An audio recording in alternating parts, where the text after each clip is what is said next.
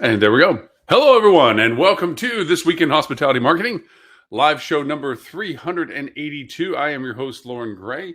Thank you so much for your patience. We had a little bit of technical issues getting started today, exactly on time, a couple minutes late for that, but we'll catch up very quickly. So, hope everyone had a wonderful Thanksgiving in the United States. For those who celebrated, it is that glorious fourth quarter time of holiday year, and it is an interesting time that we get into between Thanksgiving and Christmas, which actually was the inspiration of today's topic, because I see so often a lot of knee-jerk reactions or short-term, oh my gosh, there's a problem, let's fix it. So our topic today, and I'm not going to beat it to death, I want to just kind of focus on some of it, is solving problems in pairs. And when I presented this to a couple people that I keep in dialogue with about the topics that I come up with and so forth, they wanted to understand what I was trying to talk about. Similar to the topic we had 3 weeks ago of solving a problem versus being a problem solver, there's a scope of perspective as to what exactly you're creating as a solution for things. And the inspiration for this time of year is oftentimes we don't think enough in preparation for what we're going to do during a certain time of year, like now, holiday season, holiday travel, holiday demands, until it's on us and or situations come up that we didn't anticipate, and we quickly try to resolve the issue in front of us. The issue of we are running short. Our weekend pickup pace, we've been seeing it slow after Thanksgiving or during Thanksgiving. We talk ourselves through an explanation sometimes. Well, it's historically what we've been doing, and certainly we add to the fact that for the past couple of years, we haven't had a normal aspect to our business cycles, or at least a more familiar one. I wouldn't say normal. Normal is currently now, but more familiar pattern to our business cycles. So we have these built-in rationales as to why it ended up being the way we ended up having in actual numbers. As a way of defense for ourselves. Like, well, we never knew that was going to happen, or that was an unanticipated angle to this, or we just didn't know, so we didn't want to do X, Y, Z or something. And that's fine. I mean, those are legitimately things. However, the construct is we're only looking at the short-term problem. Now, we can go in hindsight and say, man, we should have thought about this 2 months ago. We should have planned marketing strategy for this 2 months ago, 6 weeks ago, 4 weeks ago. That hindsight's always wonderful like that. But we don't often flip that forward and say, well, if it now is now, what are we doing about January? What are we doing about early February? What are we doing about Valentine's? And it is kind of unique that we're so good at seeing what we should have done looking back that we don't apply that perspective looking forward. Now, the short-term problems that are the first problem, which is the things in front of us, are the gaps, the fluctuations, the low counts, the group block that didn't fulfill its block, the demand that we didn't think was there, the rate that we have to adjust because we don't see it being picked up. So we now have to basically figure out how to capture the demand that is to market. And a lot of people panic when they get into their prime booking window and they decide that they have to drop rate and to hit their numbers. And their numbers are, it kind of flies out the window where everyone's all about keeping up with RevPAR or keeping up with occupancy or keeping up with ADR, whatever the strategy may be. And then it's a free-for-all to solve the immediate problem of we're not going to hit rev numbers for these certain dates. And we don't want, first, the repercussions from ownership going, wait a minute, you told me it was going to be this and it ended up being that. Secondly, we don't want to put ourselves in jeopardy. And we're at the kind of close to a finish line. A lot of people don't often remember that from a sales department point of view, we're coming to the end of fourth quarter bonuses. And there's two aspects to these bonuses. There's the quarterly bonus, obviously. And then, of course, we have more robust or more aggressive monthlies or whatever have you. That's always a constant motivation. But then you have the annual bonus. So we have now only a few days, now being December 2nd, only the rest of this month, to push over the big rock of the annual numbers. Now, some of you are either hopelessly behind or some of you are just really close. And so you have people that are very much about trying to make that their motivation of why we need to do these things, why we need to lower rates and just simply gen the revenue so we can hit budget number, go past our occupancy threshold, simply to make the top line revenue number that will bang the bank about this. That's still all short-term problems. The idea of today's conversations is that any situation that comes up, these gaps in your marketing from Thanksgiving forward, these gaps or these drops in demand that you didn't anticipate, comp sets that changed, events that didn't come to fruition and or didn't produce what was expected to be produced, groups that didn't fulfill blocks, allocations, and so forth. You're solving the immediate problem with changing rates and or strategies or what have you, but they're also, what is it that you're learning from it that you're keeping record of, so that situationally, if something like this is in the forecast coming up, maybe it's the same time next year as it is right now this year. Maybe it's a similarity of a perfect storm of events that has created the scenario maybe at the time, is to learn from it the long-term solution. So I always try to approach with my teams the fact that whenever a situation comes up, a problem, there's actually two problems.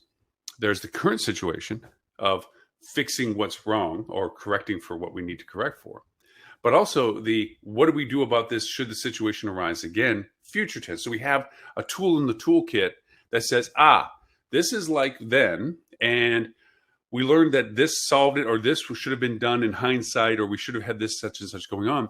We see the possibility of this happening in the future tense. So let's learn from our past and realize that 6 to 8 weeks prior to getting ourselves in that same situation again, we said we would have preferred to have done X, Y, Z. From a marketing perspective, I'm always an advocate of the timing of the cycle, the roadmap of discovery, education, and potential conversion of our guests. And there are influencing components to this. We preached almost in some ways this process, this timeline that all of our guests go through. And the channels of communication are sometimes very specific based upon where they are in that pathway. Social media, dialogue, content is very much at the beginning of that, but close to the wellhead, as it were. And we've spent these past few weeks talking about defining who it is that we're talking to with ICPs and personas and journey and customer journey maps and things, talking about how we can identify who we would be talking about. So now we know from our discussions this past few weeks, past few shows, identifying the person now, and we identify the content. We've had talks about tools that identify content related to what it is we'll be sharing with those people. Now comes the timing discussion. When do we engage with them with what content that will have the most effect to guide them through the dialogue with us to hopefully stay with us? And that comes to the two problem solving is right now, you're looking at real numbers through Thanksgiving. Whether they met your expectations, fell below your expectations, or exceeded your expectations, the reality is the numbers that you have.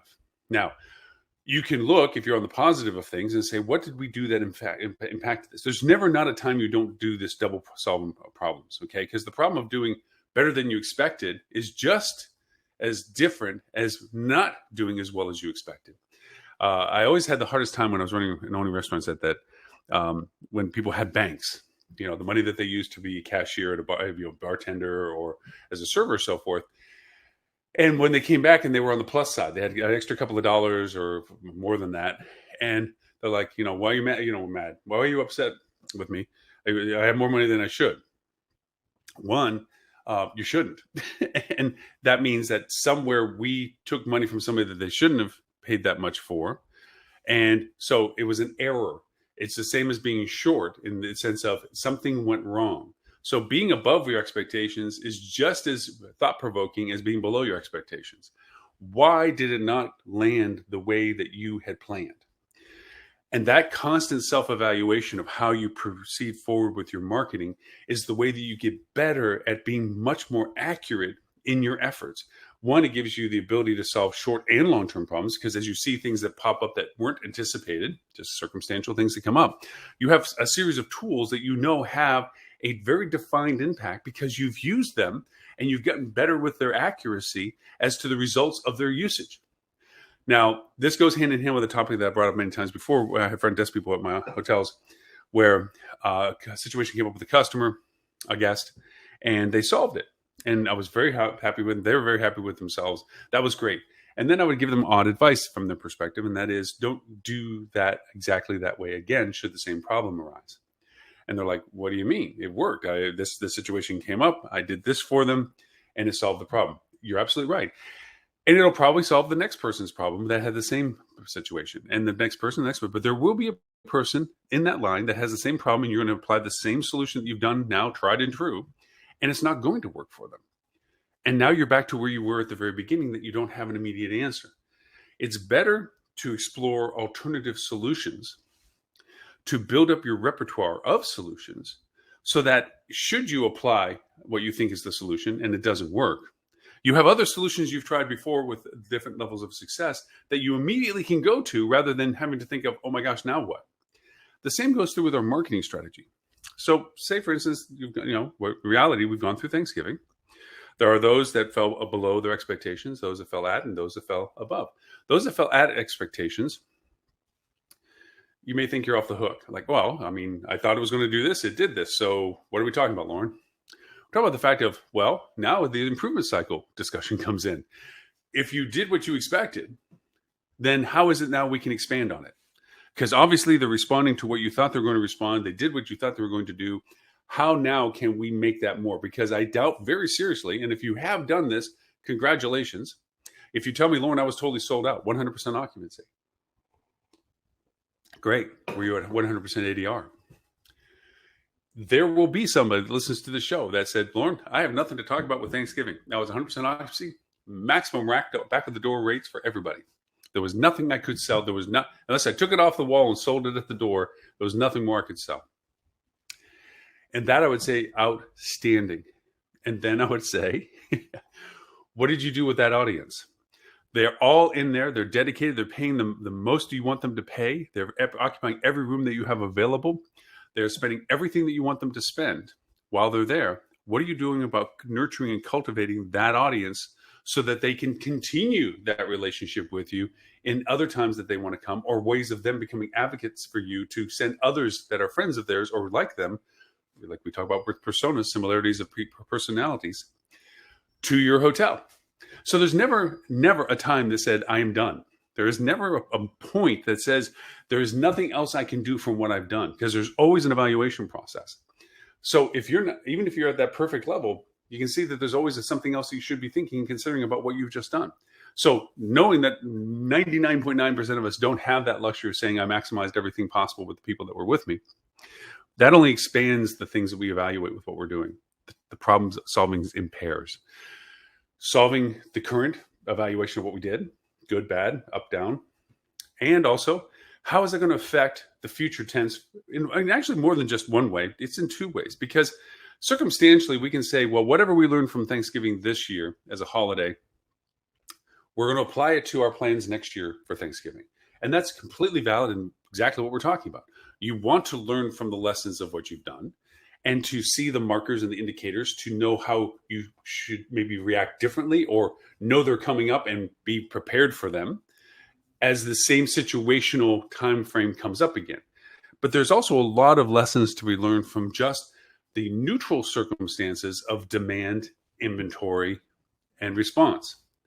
And that is, how did the general interest discovery of our product, the general usage of our product, general rate of our products get handled in our marketing strategy, and how is that applicable to any future tense where there is a event demand cycle that is similar to the cycle of demand that we experienced in Thanksgiving.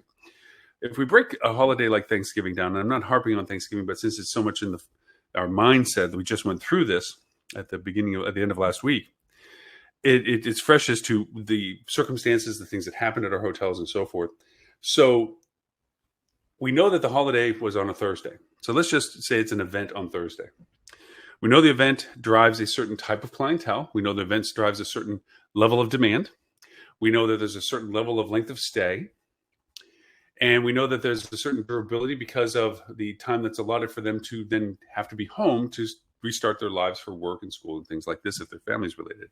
So that quantifier says, well, when did they first look at? Let's go back and look at our data now. We've gone through the process. We've gone through the Thanksgiving 2022. Let's go through our data and see, when did they first start looking at us for Thanksgiving that they stayed? When was it that they were discovering us? And that data is in your website analytics. And I'm sorry that we're deferring to those that can have web analytics, that brand, you're blind. You don't have this luxury. You can try to find some data by communicating with your brands, but we've had that discussion many, many times. This part of the conversation is really related to having access to data.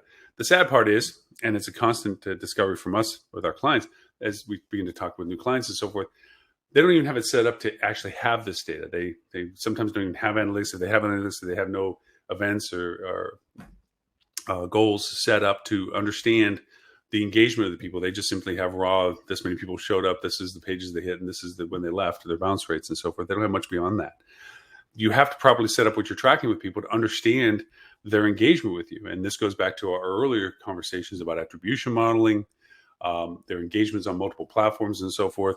And when I say going back to your website for your analytics, there's so much you can track. And we pointed this out actually over the years of the show, that the dates that get put into your code on your website as to what people are looking for is definable data. You can see that geography, where they came from, the day that they're looking, and the dates they're looking for. And they can give you lead time perspective. When were they looking at your rates for Thanksgiving? How far back? But as I mentioned earlier, it isn't the earliest stage of engagement that you have to go back to. You can see through a variety of tools we've covered in our podcasts, trends, interests, geographies, searchabilities, but social is the key element to this. Because what will happen is people will begin to discuss their plans on social long before, or engage with social, not just necessarily discuss their plans, but engage with social much farther along than their actual tangible engagement with your website for your hotel. You're a component of the process. You're not the inspiration sometimes of the modality. Their family is, their interest categories are. So going into social and looking at, one, Thanksgiving content and looking at when that is engaged with. And there's ways of manipulating data in Facebook or in their insights profile and so forth to see when were people engaging with this stuff? What were their interests? Was it an event driven in your market for Thanksgiving? Was it just simply the holiday dates themselves? What was the motivation engagement on a social level? We shared a tool, almost 2 years ago that still works, from the New York Times. It shows the geographic relationships between who in one region connects socially on Facebook to another region by color, like a heat map. The stronger the color, the more the engagements. And we talked to it way back then about the fact that it was about school engagements. As kids went off to college, their detachment communication was related to the college they went to based on the source of where they came from and the parents that talk back and forth when we were talking about it in that context. Well, we have to apply that interest to what we're talking about now, looking at these geographic relationships. Sometimes you can get this data historically from your websites because you see the geographic interest in your content, where they're coming from. You certainly can validate that now that you've actually gone through Thanksgiving this year with your actuals, which is your portfolio. Where did all the people come from that stayed at your hotel? And does that have a pattern for you historically? Yes, you have to include 2021, 2022, 2020 with the lockouts and so forth, and 2019. And I would say, even given this, that you're looking for broad brush trend, I would say throw 2018 in there as well, maybe even farther back if you have it, to see if there's a persistent geographic feeder market. You may actually have your feeder markets defined already, which would be a wonderful thing. Where do these people come from? And if you have been proactive up to this Thanksgiving, you would have been able to engage with the guests that are staying at your hotel as to what was their inspiration for coming. Was it family? Was it just to get out of town? Was it just to try something new? Were they going between point A and point C and you were the point B? Finding out what was your value proposition to those that stayed in your hotel is a critical component to talking about the things we've been talking about these past few weeks with ICPs, and ideal customer profiles, and personas, identifying and categorizing them in such a way that we can target them with marketing. That's what we're talking about, getting back into the timelines of things and looking at not just who we're talking to and the content that they're going to trigger to, but also the time in which we should engage with them. Because when it comes to social, you're not offering rates and dates. We've had this discussion many times. You're offering engagement, valuable engagement, not annoying engagement. And I say that from the context of joining a conversation or joining content. when we say joining content, it's engaging with platforms or social content that is about a topic that you want to be engaged with. You feel that you have a value proposition because you are in that market and or near that event and are valuable to what the people are discussing. And you're annoyingly tone deaf in your dialogue. You talk about you. You talk about what you're offering. You talk about what you like. It's not that. It's you affirming somebody else's comment, sometimes just liking and sharing somebody else's comment. People are flattered. It's like, whoa, that XYZ hotel shared my comment about how happy the holidays are or Thanksgiving is in that town that they're in. That's very cool of them. Just that simple gesture. You didn't say anything. You just engaged. Now, when you say something eventually that contributes to the conversation, that person is going to be more positive in their reception of it because they felt that you were listening to them first. Sounds simple, but so many people don't do it. Then you have the contribution of content where you might be able to say, and this doesn't mean going to your website, although it's helpful that you would have this content on your website. But if somebody's struggling with understanding what an event detail is, or what exactly shopping hours are, or whatever it is, the local context of the content that you know an answer to, or know where they can get the answer or the link to it, sharing that with them, okay, also creates a positive perspective of you. Because again, they're looking and say, wow, this hotel, they shared with me a link to the local mall that has all of the holiday special links in it, or hours, or whatever it is that they were interested in or something. Without a recourse of, and buy our hotel or stay with us. They know why you're doing it. It's a Captain Obvious statement. They're completely aware of the purpose of why you're offering this content. Because even though you're being helpful, ultimately you're hoping that they appreciate your helpfulness and they stay with you. So you don't have to actually be upfront with that. Now, as time goes on in that social engagement, you get an idea of when these people are getting to the point of making firmer decisions. You're in the dialogues of these people going, wow, it looks like a lot of people are really interested in the Black Friday specials that morning at that XYZ mall. I'm coming into town. I might want to make sure that I get my reservations now so I can be as close to the mall as possible. Maybe that's the trigger that you just say, great, well, we're right next to the mall. If you need a hotel room, we already got special rates, but you're right. They're selling out pretty good. Here's the link just in case you need it. That ability to continue contributing to that person's process is what makes the endearing relationship of them being directed to you for conversion. And that string, that storyline, is just one of many threads that you're running, not just for accumulation to the event of Thanksgiving, but as a progression always forward. Because you should already be having those dialogues about Christmas. You should already be having those dialogues about New Year's. You should already be having those dialogues about whatever's happening in your market in January, and on and on and on. That's the power of social, is that perpetual communication in story context of timelines that are long ahead of the actual things that they're talking and discussing about, but they're creating a rapport with people. That is the second solution. So instead of, oh my gosh, it's a week out from Thanksgiving, we're off pace, we just lost it, the block isn't going to fill, we're going to have extra 20 rooms, we're not selling at the rate that we said we can sell at, we have an extra 20 rooms to sell on top of it, let's drop our pants and lower our rate. That knee-jerk reaction is what you're trying to avoid. You're trying to make sure that the short-term solutions that you have available to you have a long-term value to the fact that you've done all the things up to the point that it's not as dramatic as that. You may still have a group block not fill. You may still have diminished in demand, but you also may know that there's market coming in, and or you already have compression and you have enough base business that you can just hold rate and say, you know what, we're not getting those 10 rooms in on group block. We're going to go over and not fill them with that rate, but we're still going to maintain our rate.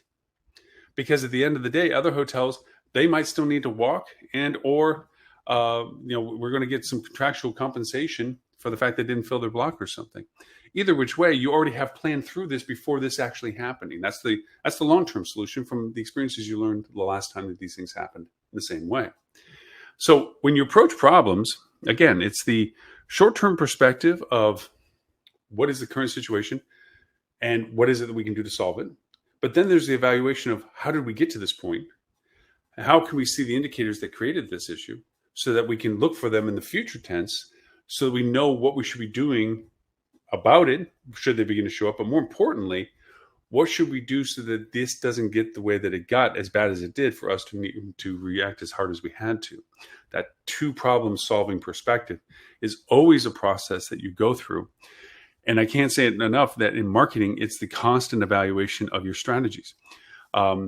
We have conversations with clients where we ask for the simple, in the sense of, hey, share with us what you see being in market with what's driving people into your hotel. Tell us what is catching the local news' interest. What people are saying, well, I want to catch that. I want to see the tree lighting, or I want to see the Christmas village, or whatever it is. Tell us what those things are as they're happening, so we can record them. So next year, well before the holidays, we can ask the smart questions in September and October.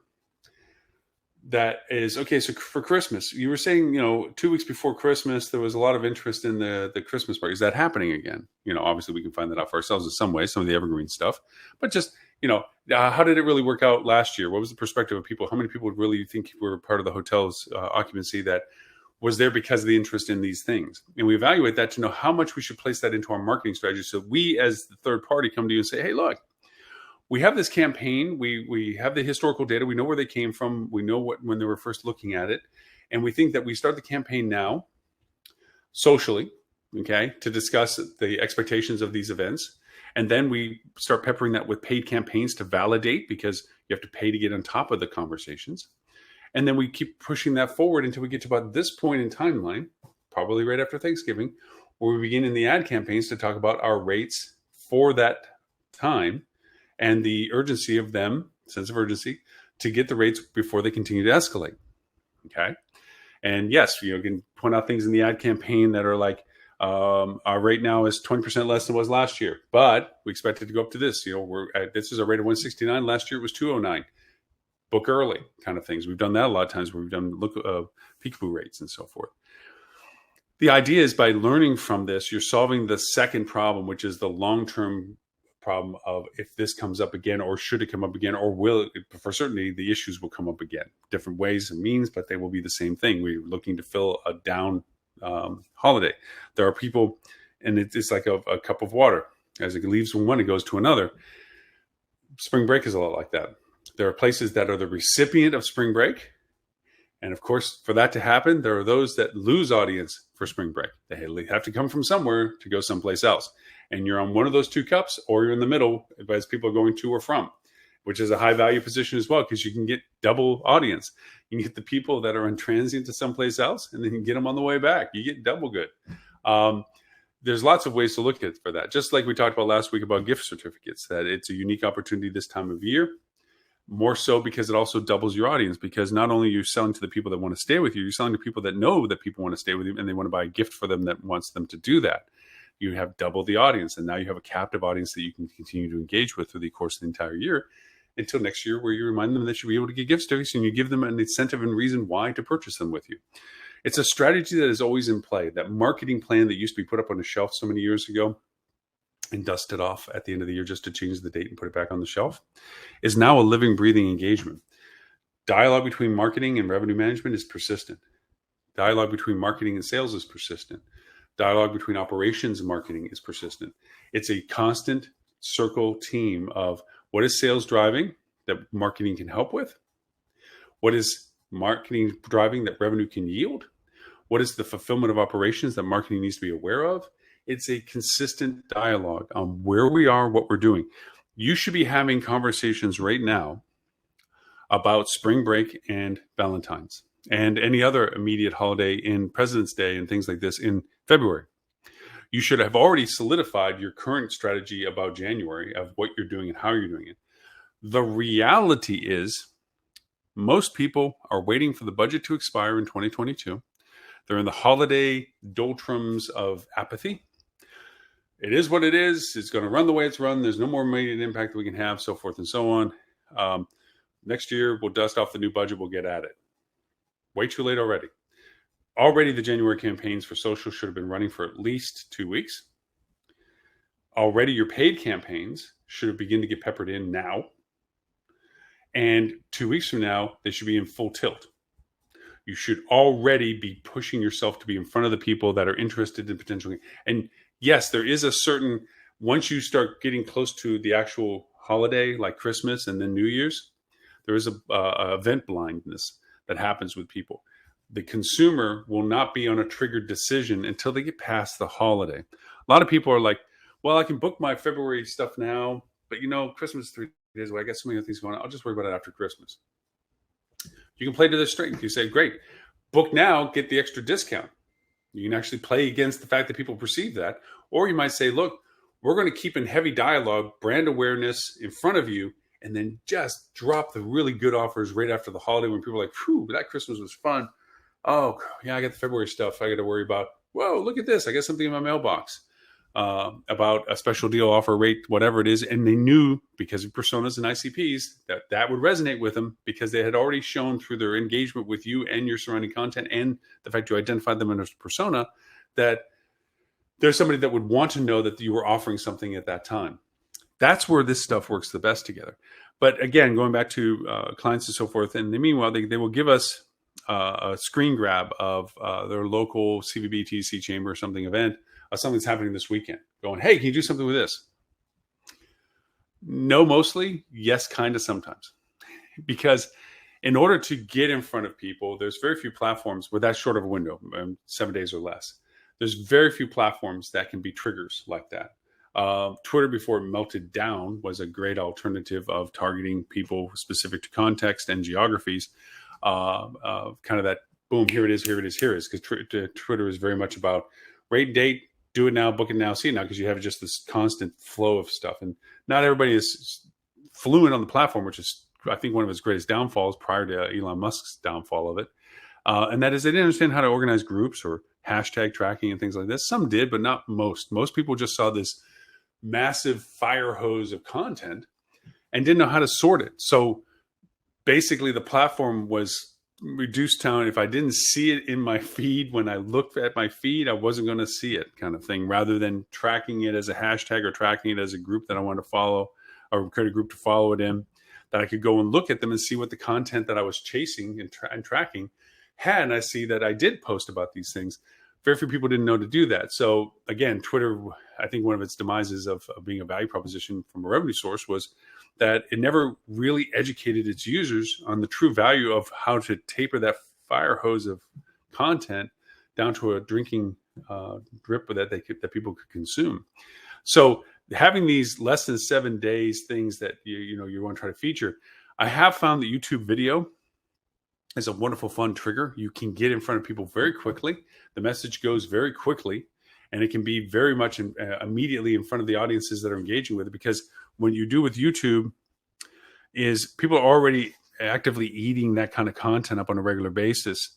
And because of that, you're just interjecting your content in something they're already streaming and get engaged with on a regular basis.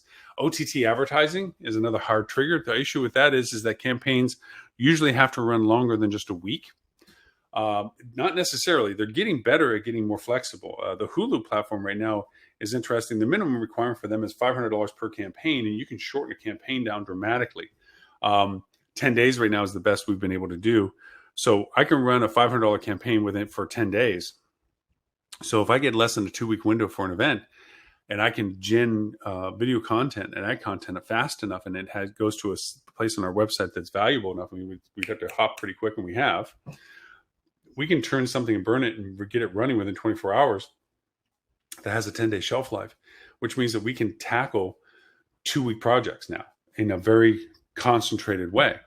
That kind of cool stuff is beginning to get where we can take on property telling us, oh, I got these events coming up, and is there anything you can do about it? Outside of putting it into our organic social content that we're aware of these events and sharing content, or maybe sharing our proximity, or just supporting the fact that the event is happening in our market for those people generally interested, you don't really get a direct channel contribution like, oh, yeah, we're going to definitely put some numbers on the board for you because we pushed on social media organically that the XYZ event that you highlighted for us, we talked about.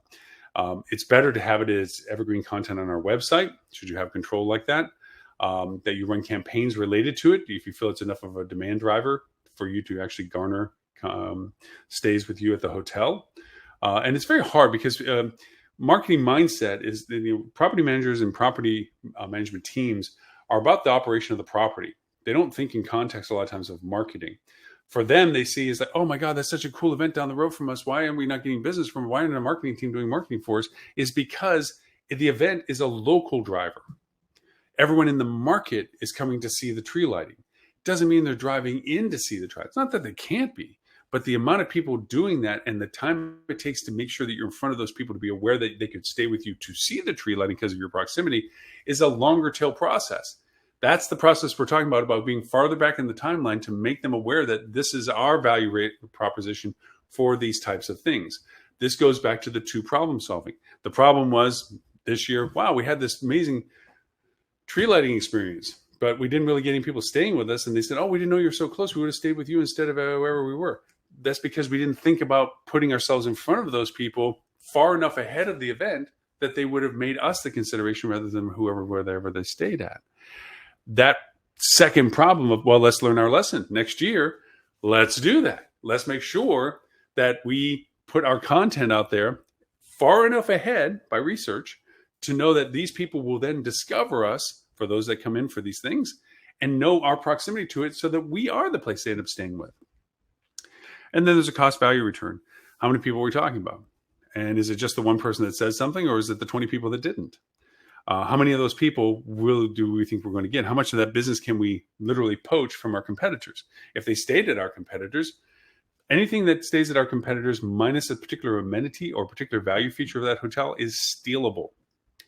If it's either this and that, if it's just a variance that's not notable, I mean, brand X versus brand Y, then it's stealable. If it's because they have the most amazing restaurant or spa or something and people stay there for the ability to have immediate access to it, it's not as stealable. These things of poaching business, I mean, there's plenty of markets where you're sitting, it's like, wow, just not enough people come here at this time of year. Well, there's enough of them that you're not the only hotel because the other hotels have people staying with them, which means all those people, again, minus the considerations I just told you about uniqueness, is stealable to be with you. So it's important for you to be able to identify that. And that goes back to our ICP and persona discussion. Identifying what is the things that they're interested in, where are they, and all the information that you need to target them correctly. Those are the people that you then create the content for. They then look back and do the research as to when you need to engage them, on what channels they would engage with. Some people are very specific as to the modalities of their communication. And that's sometimes age-based, the TikTok world versus the Twitter versus the Facebook versus the Instagram, okay? The modality of the communication you're sharing, Instagram visualization, personalization, TikTok visualization, eminent message, Facebook, longer dialogue, shareability, multiple content pieces. There's different channels of communication based on their usage, based on the demographics and the personas and the usability of those people. So it's a mixture of detail. It's not a blunt object. It's not let's just find the people that are staying with us for XYZ reason. There's all variations. We used to call it a market of one. Each individual person had their own unique motivators as to what they were looking for. You have some brands that are tailored to people that have a persona that they're very brand sensitive. They don't wear things that doesn't have a recognition to other people like them that notice that they're wearing a Gucci something or other or a Rolex watch or whatever it is. Those people relate to those people. They relate to brands that relate to them. They relate to being seen at those brands that relate to them. That's a whole persona that is, you can say, well, it's a demographic age. There's people in every spectrum of the age that have that perspective. Their commonality is that perspective of brand and their awareness of presence of brand for themselves. Then you have the influences of their families. The idea is that when you have the situation of who to get in your door, the imminent problem, your effort is to try to solve that, but also to solve the learning lessons from that problem so that the recurrence of that problem has another tool to be used for it.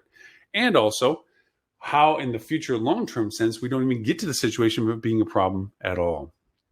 So like I said, I didn't want to browbeat the whole topic too much past the point that we added the timeline component into our conversations these past few weeks with personas and content development and so forth. Our podcast today, we're going to be talking about some really interesting tools that are about sources of data that aren't, first off, tools that you acquire through AppSumo or anything like this. Somebody says, wow, do you get money off of AppSumo? I say, well, you have an affiliate link for those because I keep buying so many AppSumo tools to use and just putting the show with us on. But it's not the only source of SaaS products and so forth. But there's a lot of really cool products out there that have a free aspect to them, limited usage, and just a depth of information of places that you didn't realize that existed that are open source coding things. They come with a caveat. You're dealing with open source. It's not as slick and smooth looking as their similar paid for cousins, but they function the same way. So in our podcast today, we're going to go through resources associated with gathering data that are different than what you normally think of the typical Google or SaaS products that we talk about on AppSumo and so forth. So that will be our podcast for today. So our topic today, solving problems in pairs. Hopefully we address some of the aspects of what was the inspiration of the topic. If you have an idea for a topic for us or wish to join us on the show, really, we're open about having people on the show with us. Matter of fact, we were in the throes of discussing, of getting some of the old band back together, people that have been, when we had a lot of talking heads on our show. There are those that reached out and said, kind of miss those open dialogues. So we're thinking about doing kind of a road tour of getting the old band back together through the holidays. We'll have a couple of shows where we bring back a lot of our old hosts together so we can have kind of some open dialogue. We'll try to keep to one topic, but I think it's going to kind of venture off the path a little bit as we historically used to do. It should be a lot of fun. Always fun talking to everyone. They're so brilliant about what they do and what they know and so forth. It's always a joy to have them on the show whenever they do get to be on the show. We just had Tim Peter recently, and I just got to be on Tim Peter's podcast, actually, talking about VR and AR, metaverse and so forth. If you get that, go to Things Out Loud with Tim Peter. Excellent podcast, not because I'm on it, but it's Tim Peter's podcast. It's an excellent podcast. So for all of you that are watching us on the social media platforms, Facebook, LinkedIn, Twitter, YouTube, on all the variety of pages and on those platforms, thank you so much for watching us. For all of you that are watching us on our TV channel, hospitality channel on Roku, Amazon, Google, or Roku, Amazon, Google, or Apple. Sorry, I always forget the fourth ones. You can do that on our TV channel. Thank you so much for doing that. And of course, if you're watching us on the TV channel as being part of our Hospitality Marketing Club, which is an advanced level hospitality marketing club, you can go and join us if you would like. You have to go through a criteria.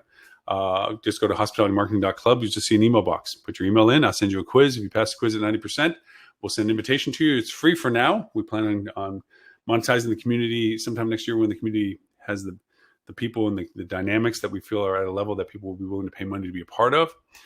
We're there already. It's fun. But we want to make sure that we said we weren't going to start charging until next year. So we're not stepping into that record quite yet, but it's a lot of fun. It's only people that do what we do for hospitality marketing. It's not about learning about hospitality marketing from a basic level.